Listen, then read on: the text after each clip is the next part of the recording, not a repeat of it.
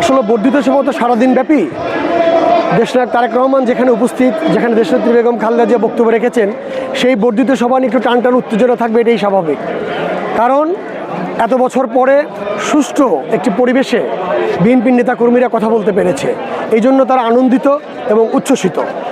আমি মনে করি দেশনায়ক তারেক রহমান যেহেতু পুরো অনুষ্ঠানটাই প্রত্যেকটি নেতাকর্মীর বক্তব্য নিয়ে গভীর মনোযোগ দিয়ে শুনছেন, সেক্ষেত্রে এই বর্ধিত সভা ইতিমধ্যেই একটি খুব গুরুত্বপূর্ণ সভা হয়ে উঠেছে এবং গোটা বাংলাদেশের মানুষ এই বর্ধিত সভার দিকে তাকিয়ে আছে।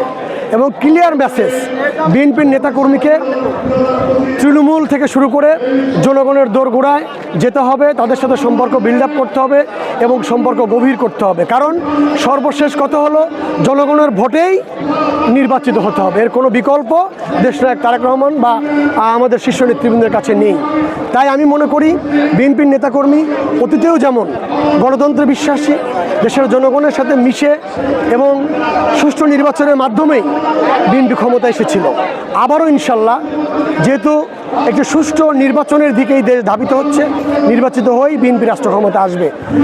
আপনারা লক্ষ্য করবেন বিগত 17 বছরে এই ফ্যাসিস্ট জালিম সরকার শুধু ব্যাংক লুট করেনি, শুধু বিমা লুট করেনি, বাংলাদেশের দুর্নীতিকে স্থায়ীভাবে রূপ দেয়নি, তারা ভোটের অধিকারকেও কেড়ে নিয়েছিল, মূলত গণতন্ত্রের কবর রচনা করেছিল।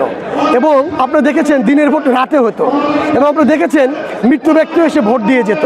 এই ধরনের যে স্বৈরাচার, স্বেচ্ছাচার, জালিম ফ্যাসিস্ট সরকারকে দেশের জনগণ গণ অভ্যুত্থানের মধ্যে বিদায় করেছে। তাই আমরা এই দেশ পুনর্গঠনের জন্য একটি নির্বাচিত সরকারের মাধ্যমে এই দেশকে সুষ্ঠুভাবে গণতন্ত্রকে ফিরিয়ে এনে দেশকে পুনর্গঠন করতে হবে, দেশের আমূল সংস্কার করতে হবে।